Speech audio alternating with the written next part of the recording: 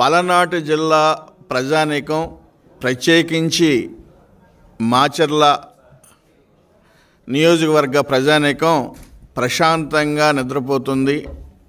ఒక మాటలో చెప్పాలంటే మానసిక ఉత్సవాలు చేసుకుంటున్నారు. ఇప్పటి వరకు ఎప్పుడు ఏం జరుగుతుందో, ఎప్పుడు ఎవరి మీద ఎవరు కేసు పెడతారో, ఎటువంటి అరాచకాలు జరుగుతాయని బిక్కుబిక్కుమంటూ ఉన్న పల్నాడు జిల్లాలో మాచర్లకి ఒక స్వతంత్రం వచ్చింది అనే ఊపిరి పీల్చుకుంటున్నట్టు స్పష్టంగా కనబడతా ఉంది. దీనికి కారణం ఒకటి, పిన్నెల్లి అరెస్ట్. ఈరోజు పిన్నెల్లి అరెస్ట్ ఆనందాన్ని కలగజేస్తుంది పల్నాడు జిల్లా ప్రజానీకానికి. అనుకుంటున్నారు, వైఎస్ఆర్ పార్టీ వాళ్ళందరూ అనుకుంటున్నారు అక్రమంగా పిన్నెల్లిని అరెస్ట్ చేశారని. ఒకసారి భాగవతాలన్నీ ఒకదాని తర్వాత ఒకటి ఒకసారి గుర్తు తెచ్చుకున్న ప్రజానీకం ఆనందంగా ఉన్నారు. నువ్వు ప్రజాస్వామిక విధానాన్ని తుంగలో తొక్కావు.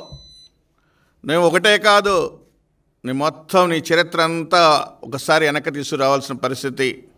నువ్వు చేసిన అక్రమాలు, నువ్వు చేసిన అన్యాయాలు, నువ్వు చేసిన దౌర్జన్యాలు, అక్రమ మైనింగ్, ఇవన్నీ నువ్వు ట్రాన్స్పోర్టేషన్, ఇవన్నీ కోట్ల రూపాయలు, వందల వేల కోట్ల రూపాయలు దోచుకున్న పరిస్థితి ఇప్పుడే వరకే పోలేదు. ఇది ఒక మాటలో చెప్పాలంటే అప్రజాస్వామికాన్ని పాటించినందుకు నీకు ఇది ఒక ట్రైలర్గా ఒకసారి ఆలోచించుకోవాల్సిన పరిస్థితి. వదిలిపెట్టదు, ఈ యొక్క ప్రభుత్వం వదిలిపెట్టదు. నీ యొక్క చేసిన ప్రతి అన్యాయం, నువ్వు చేసిన ప్రతి దోపిడీ, నువ్వు చేసిన దౌర్జన్యం, నువ్వు చేసిన హత్యలు, ఇవన్నీ ఒకదాని తర్వాత ఒకటి బయటకు వస్తాయనేది కూడా ఈ సందర్భంగా నేను తెలియజేస్తున్నాను. ప్రజాస్వామ్యం విలువలను కాపాడాల్సిన ఒక ఎమ్మెల్యేగా ఉండి ఒక ఎలక్షన్స్ జరిగేటప్పుడు, జెడ్పీటీసీ, ఎంపీటీసీ ఎలక్షన్స్ జరిగేటప్పుడు ఒక నియంతలా ప్రవర్తించావు.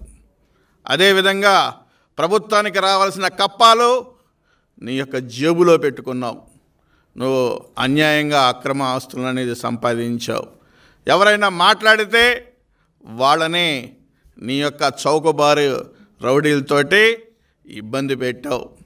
తెలుగుదేశం పార్టీ నాయకులు వస్తే వాళ్ళని ఒక మాటలో చెప్పాలంటే హత్యా ప్రయత్నాలు చేసిన సంఘటనలో ఈరోజు ప్రజలు మర్చిపోలేదనేది కూడా ఈ సందర్భంగా నేను తెలియజేస్తున్నాను. ఈరోజు నువ్వు నిన్న కాక మొన్న నీకు అరెస్ట్ సందర్భంగా తెలుగుదేశం పార్టీకి సంబంధించిన ఒక నాయకుడు వస్తే, ఒక యువ నాయకుడు వస్తే అతని మీద కూడా నువ్వు దౌర్జన్యం చేయడానికి ప్రయత్నం చేశావంటే నీలో ఇంకా అహం చావలా, నువ్వు చంపుకో. నీకు జైలు కూడు తింటే తప్పితే నీకు మళ్ళీ జ్ఞానం రాదు, ప్రజల విలువలు తెలియదు, అహంకారంతో కొట్టుమిట్టాడుతున్నావు. ఈరోజు ఇక ఒక మాటలో చెప్పాలంటే నువ్వు మాట్లాడిన మాటలు ఒక్కొక్కటి చూస్తే చాలా ఇబ్బందికరంగా కనపడుతూ ఉంటాయి. ఇప్పుడు ప్రజానీకం, పల్నాడు ప్రజానీకం ప్రశాంతమైన ప్రజానీకం, వాళ్ళు ఒక విశ్వసనీయతకి నిదర్శనంగా ఉండే వ్యక్తులు. అందుకనే మీరు చేసిన వైఎస్ఆర్ పార్టీ చేసిన దౌర్జన్యాలకి మరి ఒక క్లీన్ చిట్ ఈరోజు ఒక తెలుగుదేశం పార్టీ 7 శాసనసభ్యుల్ని చిన్న మెజారిటీస్తో కాదు అత్యధిక మెజారిటీలతో గెలిపించారు పల్నాడు జిల్లా ప్రజానీకం అనేది కూడా ఈ సందర్భంగా గుర్తు చేస్తున్నాను. అందుకనే మిమ్మల్ని వదిలిపెట్టే ప్రసక్తి లేదు. మీరు చేసింది ఒక్కొక్కటి తవ్వాల్సిన బాధ్యత ఉంది ఈ ప్రభుత్వానికి. నేను ఈ ప్రభుత్వానికి కూడా, కూటమి ప్రభుత్వానికి కూడా తెలుగుదేశం పార్టీ తరపు నుండి నేను విజ్ఞప్తి చేస్తున్నాను.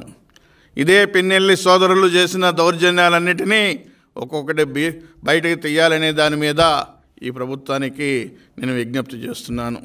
తప్పనిసరిగా ఇక్కడ ఇటువంటి దోషుల్ని శిక్షించడం వలన మరి ప్రజానీకం కూడా హర్షిస్తారు. అదేవిధంగా భవిష్యత్తులో ప్రజాస్వామ్య విధానాల్లో ముందుకు నడవడానికి అవకాశాలు ఉంటాయి అనేది కూడా ఈ సందర్భంగా తెలియజేసుకుంటూ, తప్పనిసరిగా ఎవరైనా సరే భవిష్యత్తులో ఈ యొక్క ప్రభుత్వం, ఇప్పుడు జరుగుతున్న ఈ ప్రభుత్వం, చంద్రబాబు నాయుడు గారు కూటమి ప్రభుత్వం మరి భవిష్యత్తులో విలువలతోటి ముందుకెళ్తుంది అనే విశ్వాసం ప్రజల్లోకి వచ్చింది, అభివృద్ధి జరుగుతుందనేది ప్రజల విశ్వసిస్తున్నారు. తప్పనిసరిగా సామాన్యునికి న్యాయం జరుగుతుందని విశ్వసిస్తున్నారు. తప్పనిసరిగా ఇటువంటి గూండాయిజాన్ని మరి రూపుమాపుతారనే దాని మీద కూడా ఆలోచిస్తున్నారు. ఇంకోటి విషయం కూడా చెప్పాలి.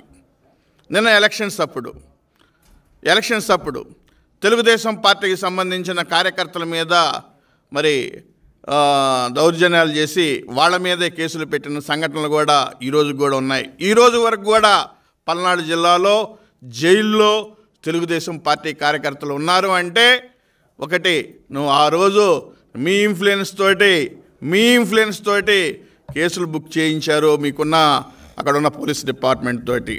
ఈరోజు రేపు మీరు కూడా అనుభవిస్తారు. ఎప్పుడు న్యాయం గెలుస్తుంది, ధర్మం గెలుస్తుంది, దానికి నిదర్శనం ఈరోజు తెలుగుదేశం పార్టీ కూటమి మరి అధికారంలోకి రావటం అనేది ఒకసారి గుర్తుపెట్టుకోవాల్సిన పరిస్థితి ఉంది. తప్పనిసరిగా నీ యొక్క ఆటలు ఇక చెల్లవు, అయిపోయింది. మీ పేజీ మీరు తోక ముడుచుకొని ఇంటికి పోవాల్సిన పరిస్థితి వచ్చింది. ఇంకా భవిష్యత్తులో కూడా మీ రాజకీయ చరిత్ర కూడా ఉండదు అనే దాని మీద కూడా ఈ సందర్భంగా నేను తెలియజేస్తున్నాను.